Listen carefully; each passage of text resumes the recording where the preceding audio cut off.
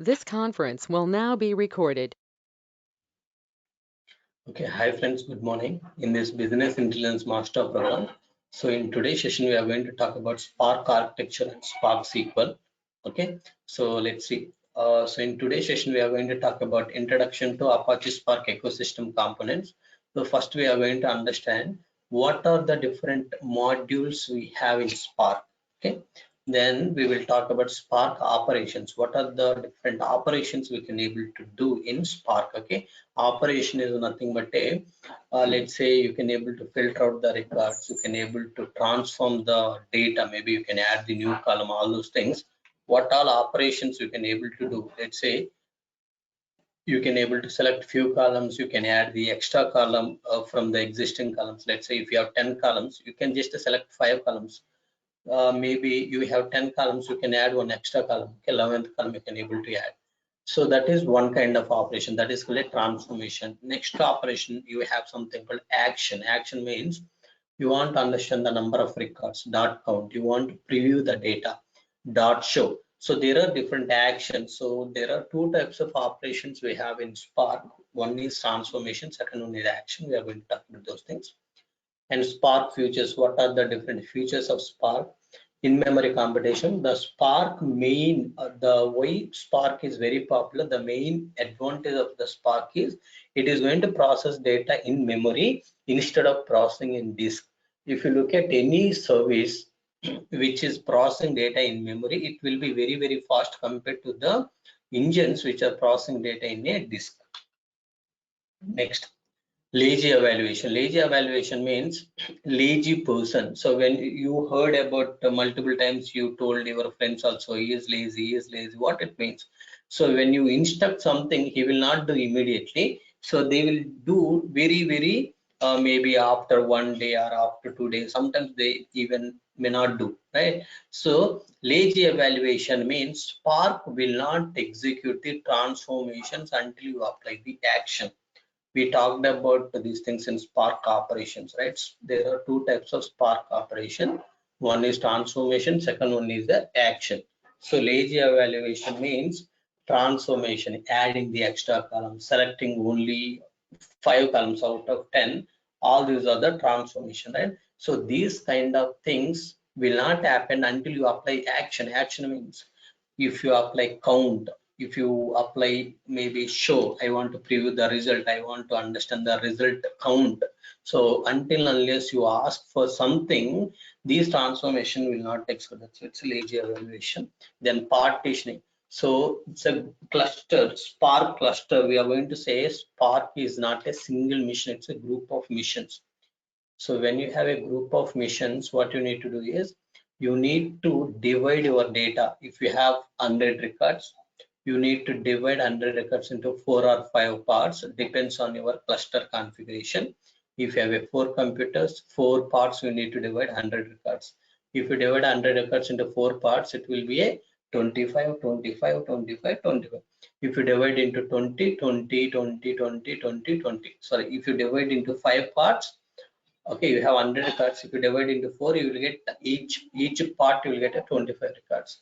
So if you divide each part, like if you divide 100 records into 5 partitions, in each part you will get a 20 records, right? So we are going to partition this data. Why you need to divide data something like this? Because we have a group of computers in backend. Cluster is nothing but group of computers. So we have a group of computers.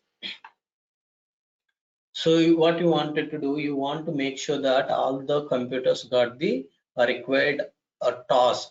Example, if you have a 4 workers, so what you need to do is you need to divide work among them. So in a project, if you look at, you will have a project team. So what is project team? So the people who are working for a common goal or same goal. So we all are going to work for a same goal, right? So what we will do, we will just we will work for completion of the project or delivering the project. But ultimately, we are going to divide the work to finish the project quickly. In the same way, whatever data processing it is going to do, it has to process quickly. For that, it is going to divide data and process it. Fault tolerance. Fault tolerance means in this process, let's say your friend is sick, your colleague is sick.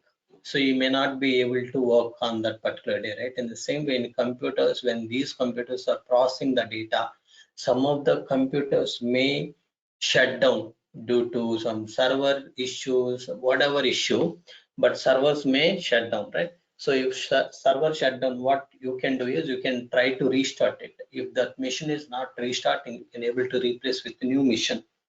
So that's how we can able to, in case of faults, whenever some problem comes, you can able to tolerate, you can able to replace the system, or you can able to restart the system.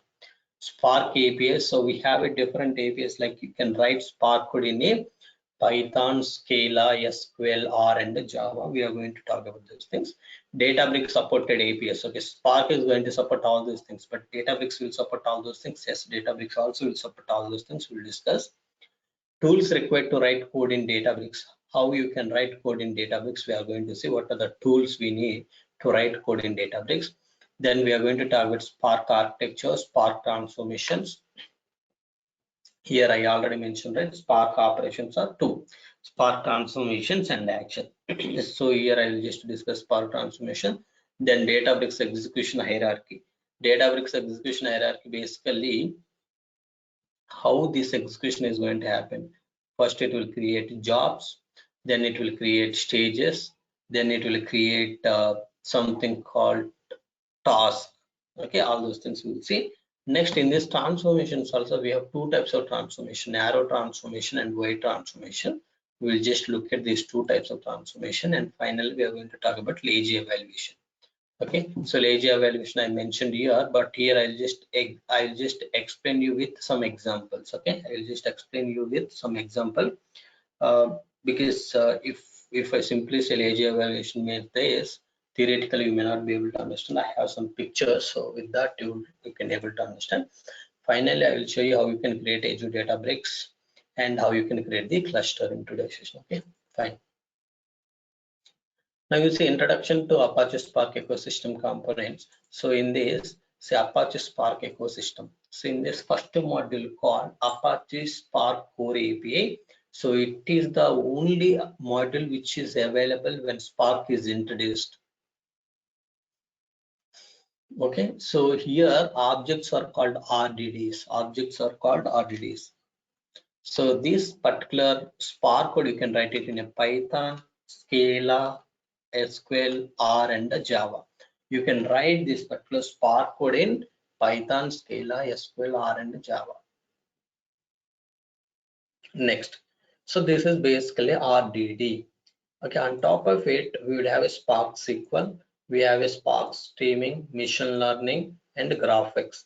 So you can able to handle machine learning models, you can able to analyze your graph objects. If you have any graph, you can able to process your real-time data, near real-time, meaning, so instead of storing data for one day and processing next day, so it is too delay, right? You will not be able to understand what is happening today. If you want to understand what is happening today, you need to wait up to tomorrow, isn't it? If you want to understand what has happened yesterday, you cannot know yesterday, you need to wait till today, isn't it?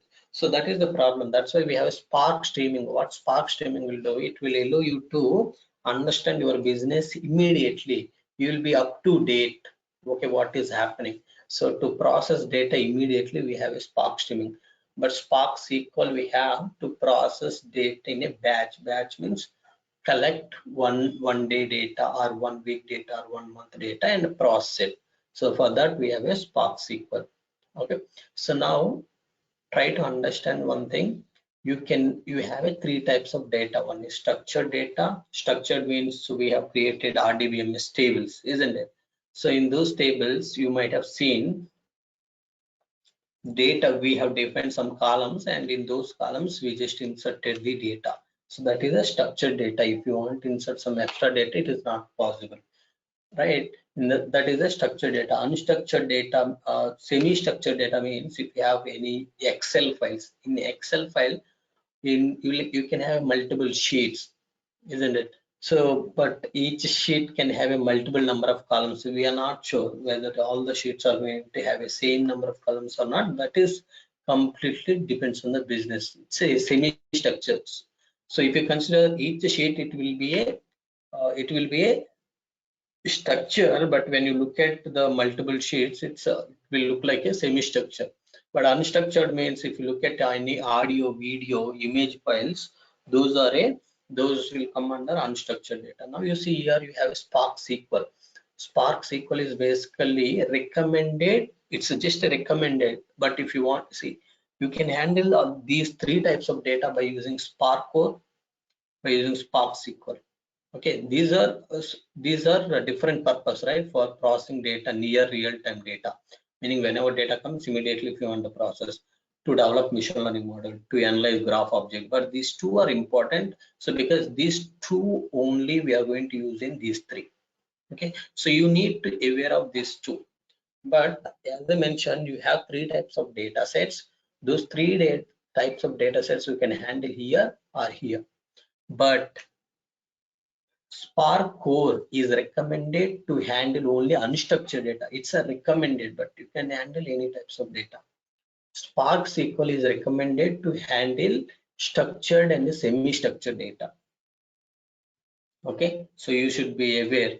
Spark SQL is structured and semi-structured data we are going to handle. Spark Core we are going to use for unstructured data, but we can use for any other thing, but it is not recommended. Why it is not recommended, I will show you practically, so you will see the difference. Okay, next, Spark operations. See, as I mentioned, there are two types of Spark operations. We have transformations and actions. Okay, just to click on this, you see here there are two operations performed on RDDs. Okay, so RDDs are the very basic object in our Spark. RDDs are the basic objects in Spark. Okay, so there are two operations performed on RDDs. One is transformation, second one is called action. Okay, what is transformation? You are transforming something. Okay, you are transforming something. We have a 5 columns, you are adding one extra column. Maybe you are removing the some of the records. Okay, drop duplicates you are doing, you are just removing the some of the records. Maybe you are just you are dropping some of the columns, you are just selecting some of the columns, you are applying join and you are getting the completely new data. So all these are a transformations. You want to filter out some of the records, you want to modify the data. Maybe you have credit score. Okay, credit score we were handling, right? So credit scores we have something 900,000, something like that. For that I want to add bonus points. So for all the people who has credit score less than 1,000, for them I will add 10 bonus point. Greater than 1,000 credit score people, I will give the bonus points 20. So if you want to add all these things to the data, all these are transformations. But after applying the transformation, after adding these bonus points, what is the result I want to see? So that is nothing but action. You see, transformation, it is a function that produces new RDD from the existing RDD. So when you create whenever you apply a transformation, it will create the new data object. Example, let's say you have 5 columns. Okay, so now you are selecting 3 columns. If you select 3 columns, with the 3 columns object will be created. Okay, what is object? So there are multiple objects. We have core. I have explained you down, we have a core, right, in previous slide. That in the core, if you are using a Spark core to create any object, that object is called a RDD. That object is called RDD. But if you create any object in a Spark SQL, okay, that is the like top first one. So in that, objects are called data frames, and 98% we are going to use the data frames. RDDs are we are not going to use much. Okay, I'll discuss next. It is a function that produces new RDD from an existing RDD. Okay, transformation. Action, you see, in transformation RDDs are created from each other. So first you have read the file. In the file you have 5 columns. Okay, with 5 columns you created the RDD. Later you selected only 3 columns. With these 3 columns new RDD is created. Again you are adding one more column. Now you have 4 columns. With that you will get the RDD2. Now you have RDD, RDD1, RDD2, isn't it? So whenever you apply a transformation, RDDs are creating. But now you see, when we want to work with the actual data set, then at the point we can use the action. What it means is, now let's say you want to understand the result, you want to understand the current data, you want to preview, or you want to know the maybe top 5 records. Okay, so maybe you want to know first record, you want to check whether is it empty or it is having some data in this object. So all these things, if you want to understand, you need to use the actions. Okay, so Spark is a lazy evaluation. What it means, these transformations it will not execute until you apply action. These transformations will not execute until you apply action. I will show you practically. Next, Spark future. Spark is very high speed. The main reason for Spark to be speed is it is going to process data in the memory. So in memory computation, so whatever it do, it is going to use completely memory for computation. That's why it is speed, real-time stream processing. So before, so when big data came into the picture and the people started processing this big data, we have a something called MapReduce Hadoop. So in Hadoop, the main disadvantage of Hadoop is we are going to process data in the disk. If you process data in the disk, yes, Spark is a open source. Okay, so try to understand it's a real-time stream processing. What it means is in Hadoop, right? So we cannot process data immediately. We need to wait more time because it is going to process data based on a disk. So all the computation, like, so it is going to use the disk for processing your data. So when it is going to use the disk for storing your intermediate results and all those things, it will take more time. So that's why your MapReduce is not suitable. Then we have a Spark introduced. This Spark can able to process your data immediately, or you want to process like daily one time. So whatever data you collected yesterday, entire data you want to process today, that is also possible. Lazy evaluation, as I mentioned just now, transformations will not execute until you apply action. Okay, next. Support multiple languages. So Spark supports multiple languages. Suppose if you know SQL, you can write it in SQL. If you know Python, you can write it in the Python. If you know Scala, you can write it in a Scala. Okay, and you can write it in a Java as well. Persistence means it is going to use the memory, right? So what you can do, your result, you can store it in a memory. You can able to store it in a memory. So whenever you want to read some data, you no need to read it from the disk. It is going to take more time. So instead, you can use the you can able to store data in the memory. From the memory, you can able to read this data. It will be much more faster. Fault tolerance. This is also explained. Fault tolerance means it's a cluster group of computers. If some computer is down, you can able to, that is the problem. If some computer is down means that is the fault. That fault we should be able to tolerate. How to tolerate is, how to tolerate is what you need to do. You need to restart the computer, or you need to replace the new computer. Okay, partitioning, as I mentioned, as you have a group of computers, you need to divide the task. When you have 100 records, you need to divide into partitions, chunks, right? Those chunks you need to submit on a one computer. Next, parallelism. So as you know, so now you have 100 records, you divide it into 4 partitions, 25, 25, 25. Now all these partitions are going to run parallelly. So that's how you can able to process data quickly. You have a parallelism here. Okay. Any doubts in this Spark features?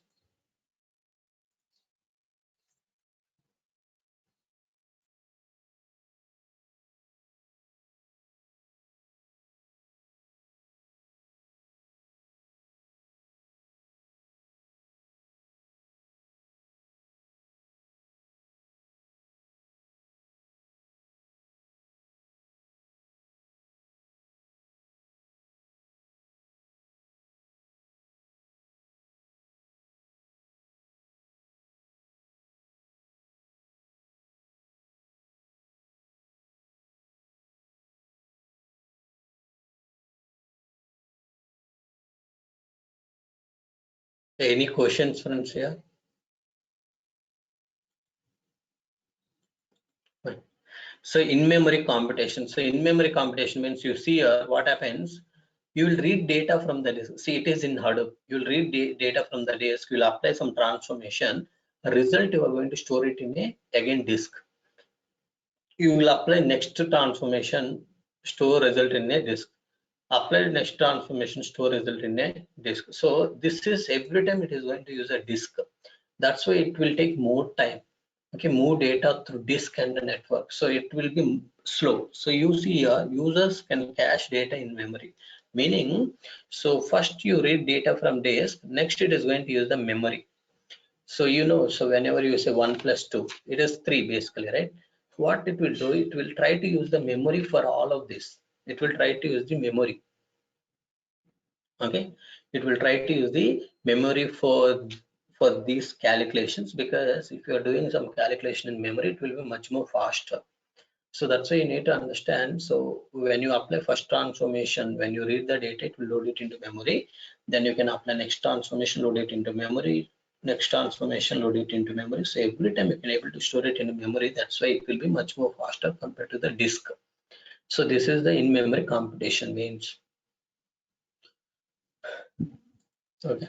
Next, lazy evaluation. You try to understand. See, you have all these pictures, right? So what it indicates, you until unless you apply, see, all these are the DAGs. So this is a DAG visualization, direct acyclic graph. It knows Spark will not execute any of this. It will just remember, okay, first it need to read the data, then it need to transform this data, then it is basically join of these two tables, then it is going to do some aggregations. Okay, so final aggregations, maybe user want to see that particular result. Now these all are going to remember. Spark will remember what it needs to do. Spark will remember what it needs to do.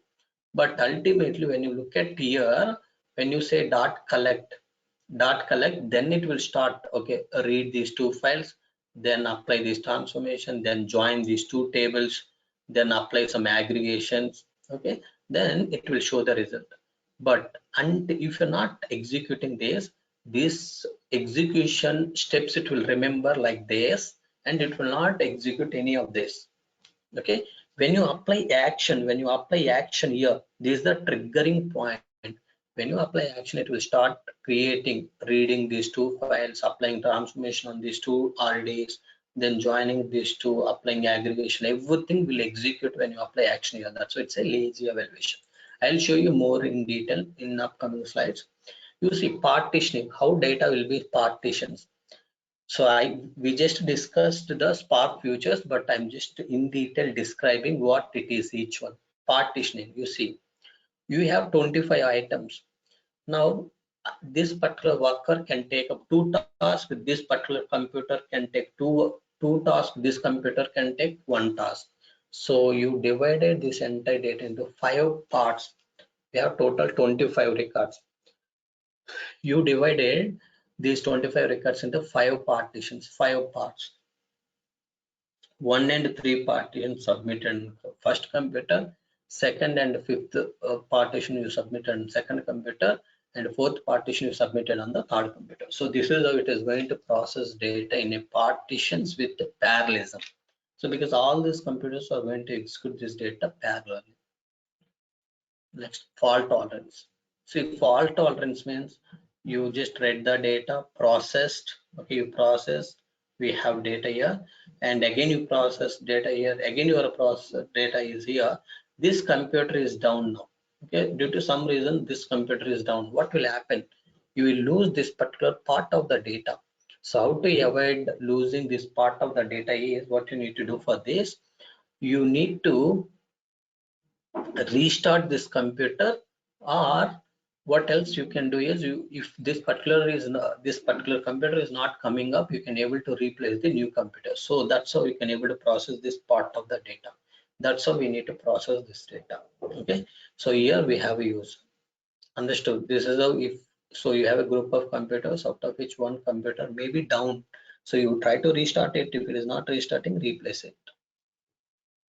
Spark APIs. Spark supports Scala, Python, R, and the Java, friends. Okay, but in Databricks supported APIs, in notebooks we can write Python, Scala, SQL, R code. In Python files, we can able to write Python code in jar. Jar means Java archive. So if you have any Scala in Java code, you can able to use jar. See, notebook supports Python, Scala, SQL, R. So what is this notebook all about? Is it's a interactive. You just say, you just submit some command, you immediately will get the result. You just write something, you will get the result immediately. That is the notebook. But Python file, jar file means entire code will execute at once. But in notebook, bit and pieces you can able to execute and check the result.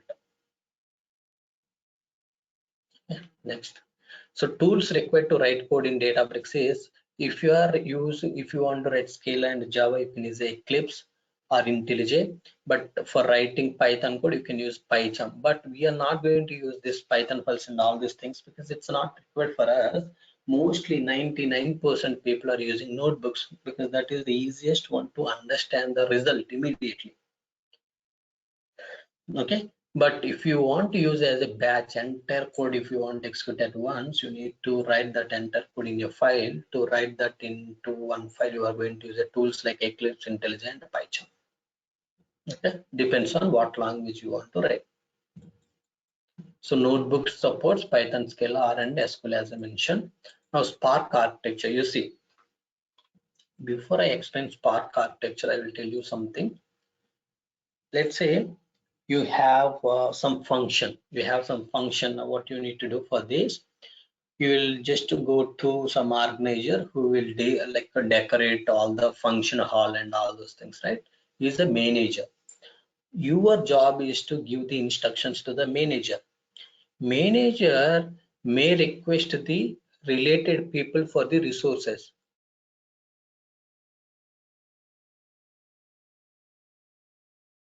Okay, manager may request the person for the resources. Whom he will request, we don't care. So maybe a resource manager who will manage the workers. You know, for nowadays, like for workers, worker manager is also there, isn't it? So you can call him as a resource manager. What this resource manager will do, he will manage some 10 people. Now this manager decoration you need to do, right? For this, what this manager will do, this manager will ask resource manager, hey resource manager, you have a lot of people, right? I need at least 2 people. Can you send those 2 people to me?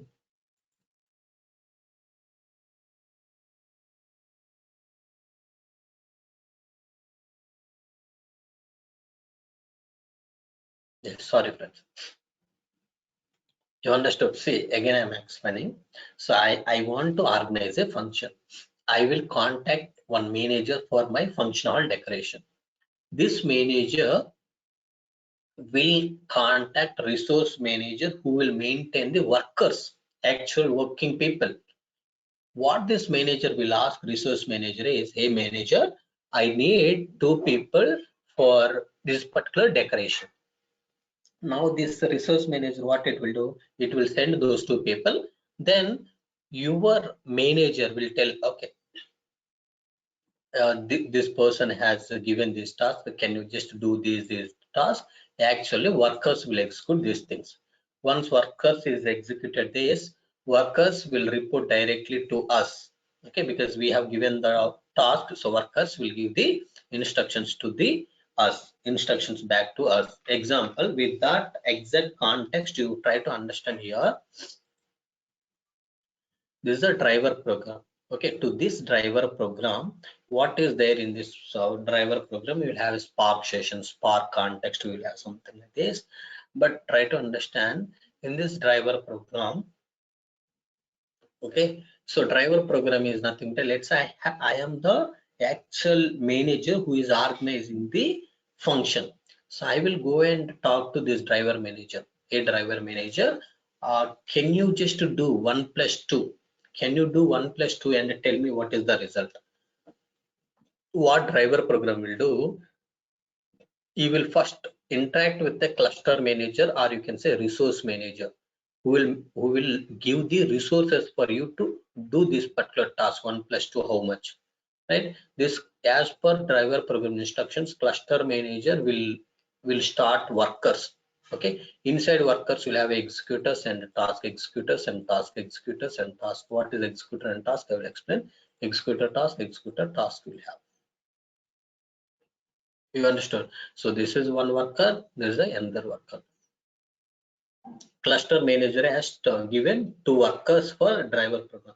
What driver program will do? Driver program will give the instructions to the worker nodes. Okay. Now driver program, how driver program knows what to do? I will submit my code. I will submit my code on driver program. So driver program will come to know what it has to do. So with this, it asked cluster manager launch two workers. Now this driver program will give the instructions to the worker nodes what it has to do. These workers will execute that and give the result back to the driver program. Give the result back to the driver program. This driver program will give us a result. Okay, when I do 1 plus 2, this is the result 3. Okay, so you have given decoration task. Yes sir, decoration task is completed. You are going to report to us, isn't it? So likewise, we have a driver program who will take the actual task, and based on the task it will ask cluster manager to start the workers will be started. Now we are going to submit our task on the workers, because actual people who are going to execute the job is workers. So then you will just send it back to the, that result you can send it back to the driver program. You can send it back to the driver program. Okay, yeah, this is how the things will work. Now what is the executor? See, in every computer, we will have something called Java Virtual Machine, JVM. That JVM, I need to divide into three parts. So that JVM, I will divide it into three parts for the multitasking or processing. Okay, I don't want to use my entire JVM as a single person. I want to divide my JVM into three different parts to execute three different processes at a time. So I divided my JVM into three parts, that is called executor. In each executor, you can have you can submit the task. Task means we talked about partitions. One partitions can be submitted on a one task. So this executor can able to execute 5 tasks, means you can able to submit 5 partitions on this, 5 partitions on this, 5 partitions on this. With this, total 15 partitions we can submit on this single worker node. In the same way, 15 partitions we can able to execute on this particular single computer. Okay, this is the Spark architecture. Any questions in this?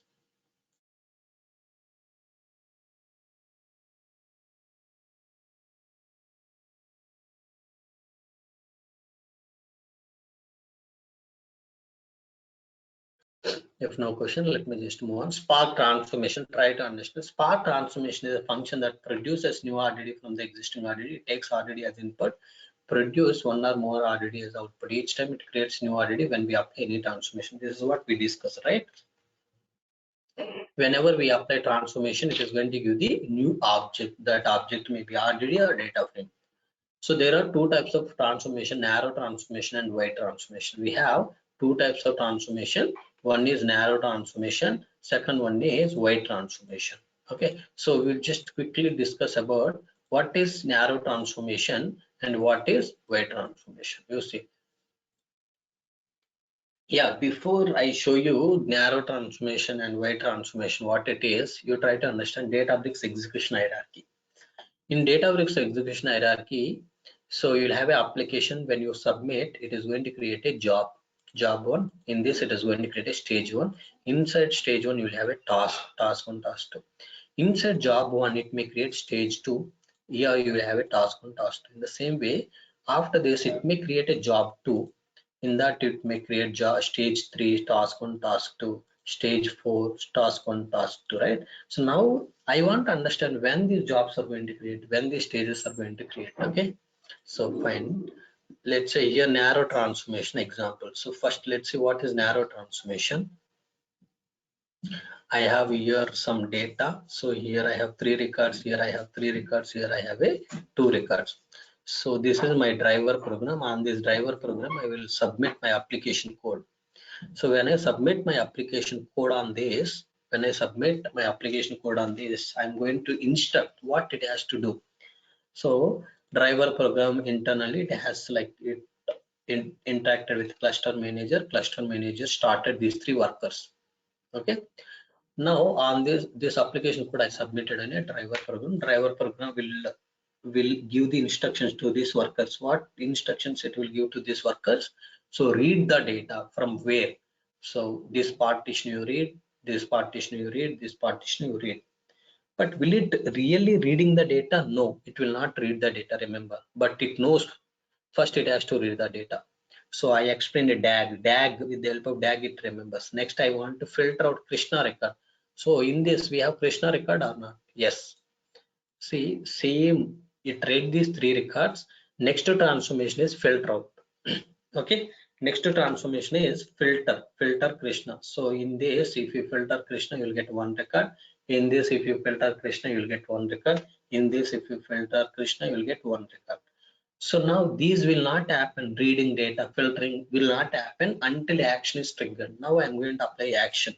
When I say count, so then it will start reading data. Okay, 332 records it read. So these three records it submitted on this, these three submitted on this, these two submitted on this. So it is going to filter out. Out of these three, result is one. Out of these three, result is one. Out of these two, result is one. So count result equal to 3. The count value equal to 3 it will give, because 1 plus 1 plus 1. But when it is started reading, when it is started applying filter, when it is giving this result, when you apply action, so reading data, filtering, these are transformations. This is basically action. Understood? So now what happens? Whatever three records we have here, those three records only came here. Whatever three records we have, those three records only move to the, see, this is a computer one. This computer read the data. Same computer is going to filter out the records, Krishna records. It is going to filter out. Same computer is going to do all the transformations. Okay, it is not another computer which is going to launch. Same computer, first it will read, then it is going to filter out the records. The result equal to 3. Now what you need to understand, the records which you read, same records, on same records you are applying the filter, on same records you are applying the filter, but you are not getting some of the records from this worker to this worker, right? From this computer to this computer, you are not getting the records. You try to understand. So this is called a narrow transformation. In narrow transformation, only one stage will be created. Only stage one will be created. Let's talk about Spark lazy evaluation. Okay, lazy evaluation in Spark means that the execution will not start until an action is triggered. Okay, transformations are lazy in nature, meaning when we call. So just now we discussed, right? So when you apply the action, then only transformations are executing. Understood? So this all, how it will remember the transformation with the help of DAG. That is what this theory all about. Now see, lazy evaluation, exactly it is going to do the same. Driver, you submit on this worker nodes, you will read the data, filter Krishna record. So when you apply action, then only it is going to read the data, filter out these records, and it will give the result. Okay? Result equal to 3. Understood?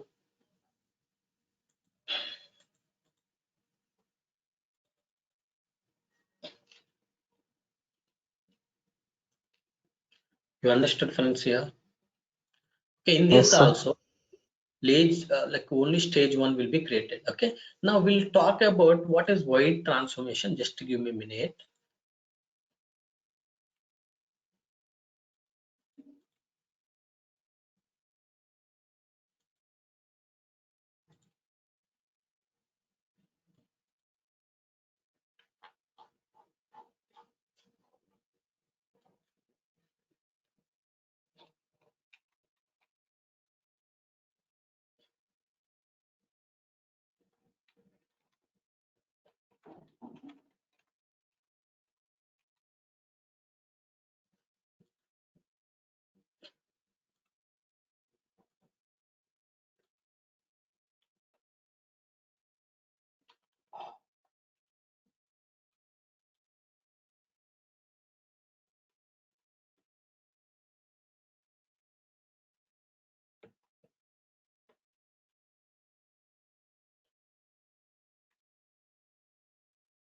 Yeah, you see, friends, it's a narrow transformation already completed, right?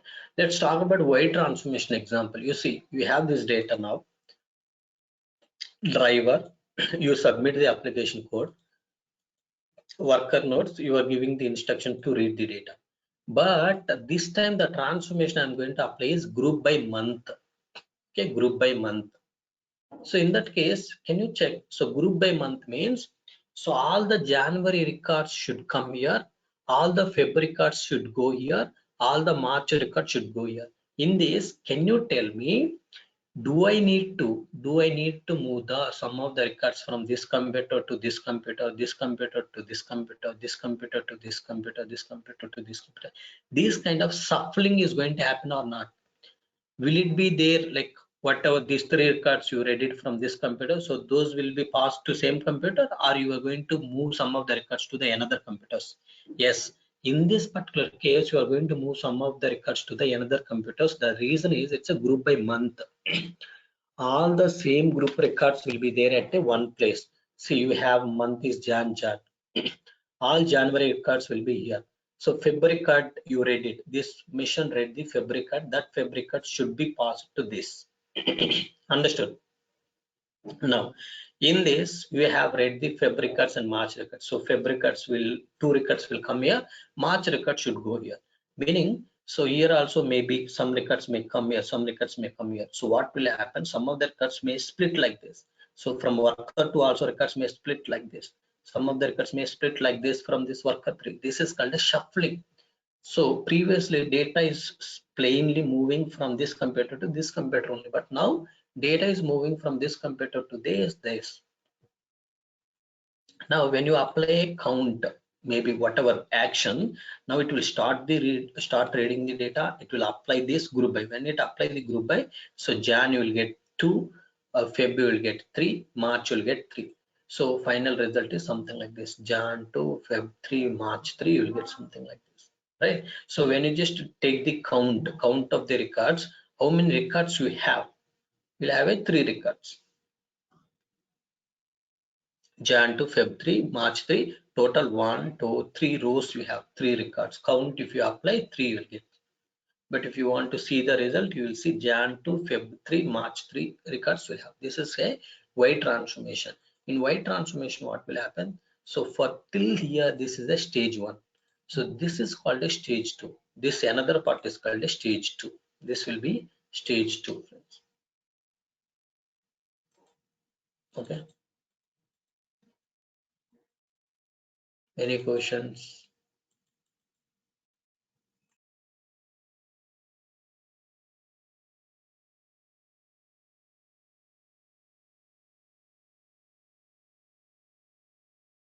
Okay, so these are the slides I have. So let's see now how to create Azure Databricks workspace. Okay, so fine friends, let's see now how to create Azure Databricks workspace. Let me just open this Pro.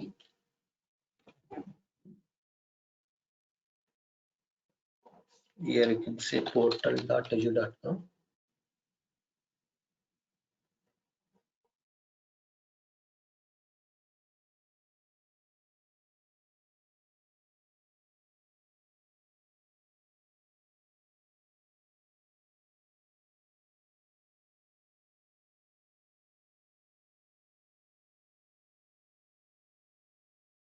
Okay, I'm here. Just click on Azure Databricks, or you can search here. Okay, here you can search for Azure Databricks. Okay, you search here Azure Databricks, so you will get a Azure Databricks. Say Azure Databricks, just click on that, you will come here. So once you come here, just click add to create the Azure Databricks.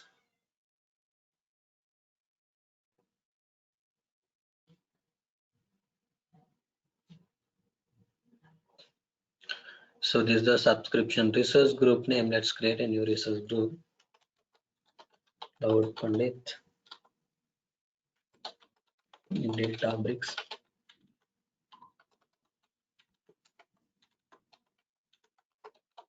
Master Program. Click OK. And workspace name I can say Cloud Pandit Cloud Pandit, sorry, ADB.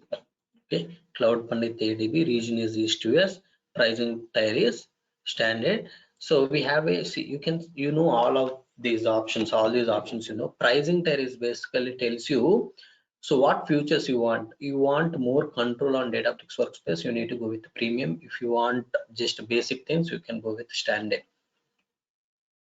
14 days free trial means it's basically free for 14 days. Okay, let's go with the standard, then click networking. So do you want to launch your Databricks in your virtual network? This is for security. So I don't want to launch my Databricks workspace in virtual network, and whenever you are connecting to the on-premise services and all, you need to launch it in a VNet. For now, just click tags, click review plus create, validating. So once validation is finished, we can able to create this particular Databricks workspace. Click create to create the Databricks workspace. Now come here, click on resource groups to see what all groups we have. Only this is the one we have. Now this is the resource group it is going to create. In that, let's see all the resources which we have. See, when I create a Databricks, in backend it is going to create a lot of resources. We will see all those things. Currently we don't have anything. I just created Azure Databricks. It is going to create a lot of resources in backend for storing some data, like Databricks cluster information, Databricks metadata information, all those things to store. This Azure Databricks is going to create its own blob storage, its own virtual network, its own security group, its own network watcher, multiple things it is going to create. We'll see. See, it's created the Databricks workspace. Workspace is still creating. So to finish workspace, it also needs to create storage and security group, virtual network, all those things we'll see. Just wait for 2 minutes, you will see all those things here.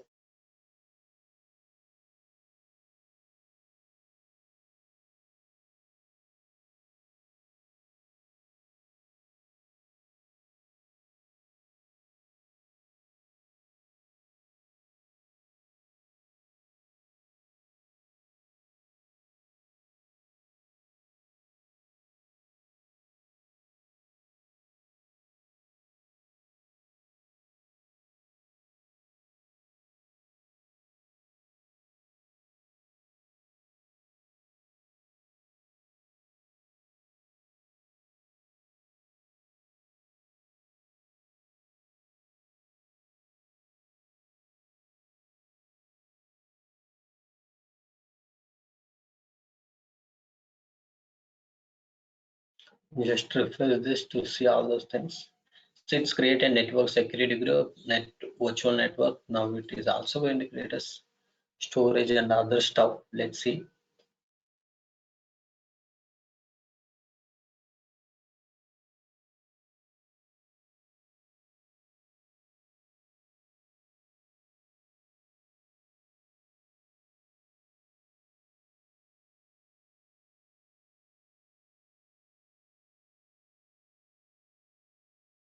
See here, this is the storage account it has created.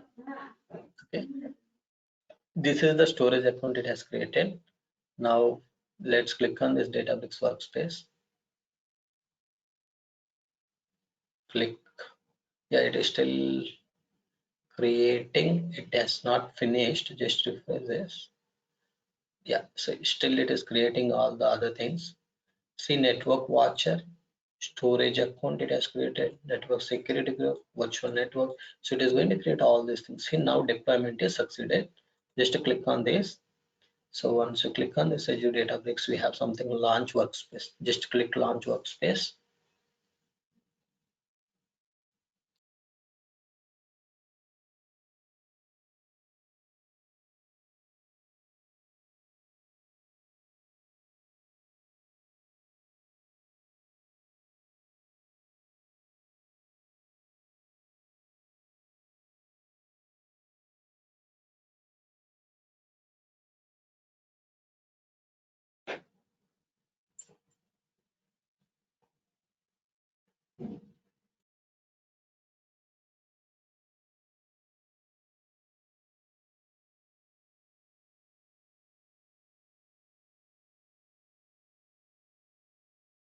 So this is your Databricks workspace. Okay. So in this, you see, let's create a cluster first.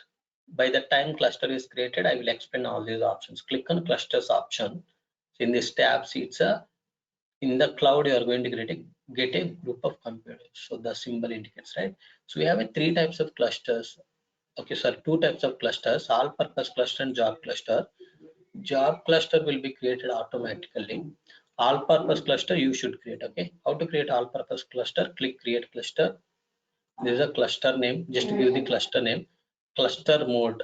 So you want high concurrency, standard, and single node. High concurrency is basically for executing your jobs parallelly. Standard you can use to execute your jobs sequentially, but high concurrency is only supported for Python and the SQL. Okay, not for Scala. Okay. Now one more change that you see is when I say high concurrency, you will see terminate after 0 minutes of inactivity. So meaning there is no termination option available for high concurrency. Okay, but if you select standard, say automatically 120 minutes of inactivity. What it means, the standard missions, all the computers which are created here, those computers will be stopped after 120 minutes of inactivity.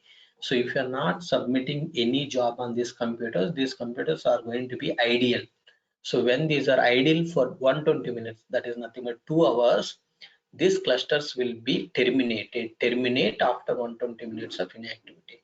But if it is high concurrency, that option will not be available. If some interviewer asked you this, please explain. Single node means it's a one computer will get, it's not multiple computers. But standard means multiple computers. You see how many missions you need, two to eight. So if I have small data to process, use 2. If I have lot of data to process, use up to 8. Okay, even high concurrence we have this option, but when I select single node, it's a single computer. So you no need to set 2 and 8. It's a ultimately single computer you are selecting. Single node. Okay, pool means if you want to take, instead of taking the computer and starting by yourself, you can see some of the computers which are running in the pool. You keep running some computers in the pool.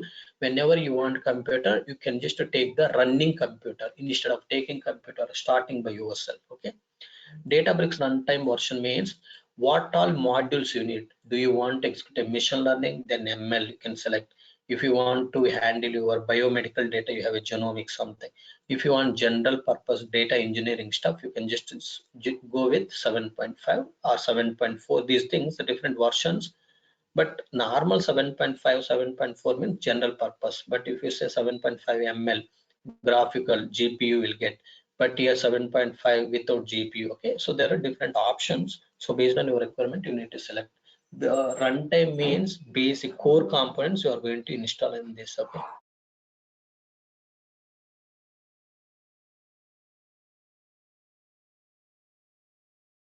Okay, friends. So core components we need to install on a computer. Okay.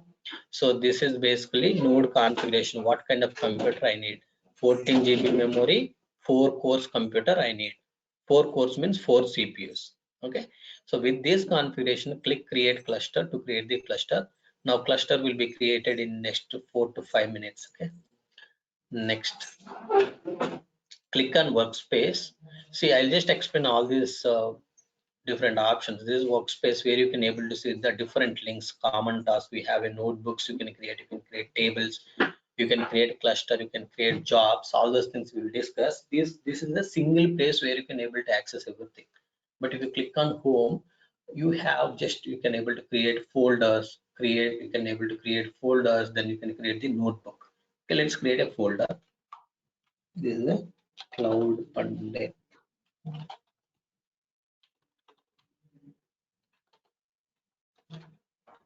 A Cloud Pandit demo folder. In this Cloud Pandit demo folder, I want to create a notebook. Okay, create notebook.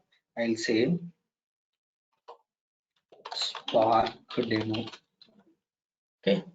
So in which language you want to write the code? See, notebook supports Python, Scala, SQL, and all. Let's select Python code. Click create. Okay. This is how I have created the notebook. This notebook you can able to attach to the cluster which you have created. click on this. It is the one which I have created. You can attach it, and then I have written I have executed all the code. You are already experienced with these cells, right? But how to execute all those things, I will explain you now. So this is how I have created the notebook. This is how I have created the cluster. Now, recent means recently accessed notebooks will be available. See, recently accessed notebook is Spark Demo. Data means if you want to upload some data, just click on data, create table, browse it, and I want to upload some data. Click on desktop, empty dot, not empty dot CSV. Let's go to cloud connected assets, comma separated files. Maybe you can say results.csv. Click on this. It is going to upload.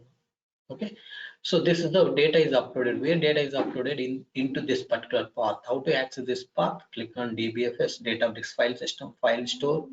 Click on tables. Here you will see results.csv. Okay, if you want to preview this data, click on create table with UI. Create table with UI. You can select. So you don't have any running cluster. So once the cluster is up, you can able to attach that cluster and you can able to preview the data which you have in this. Otherwise, you can able to read this particular file directly in a notebook. Okay. So how to read this particular file in a notebook directly is click on this create table in notebook. So automatically notebook is created. So this is the file which we have uploaded. For this, it has generated the code. So you no need to write the code. But even if you want to execute this particular code, you need to attach this notebook to the cluster. Click attach. So now how many notebooks attached to this cluster? 2. How to see that? Click on clusters. Click on this. Go to notebooks. So it will show here once the cluster is up, it will show okay, there are 2 notebooks attached to it. Okay. Try to understand this. Next, jobs is basically to schedule any job. If you want to schedule job, you can able to schedule any job here. If you want to search for any notebook, you can able to search notebook here. Okay, let's say I have created Spark demo. I want to search. Yes, you can able to search it. Model is basically for maintaining the machine learning models. You don't worry about that. But now cluster is still creating. Once cluster is up, I can click on this recently accessed notebooks. Everything is available. Let's first click on the Spark demo. See, cluster is up now. I want to execute. What I want to execute? A equal to 10. Execute it. Say attaching to cluster.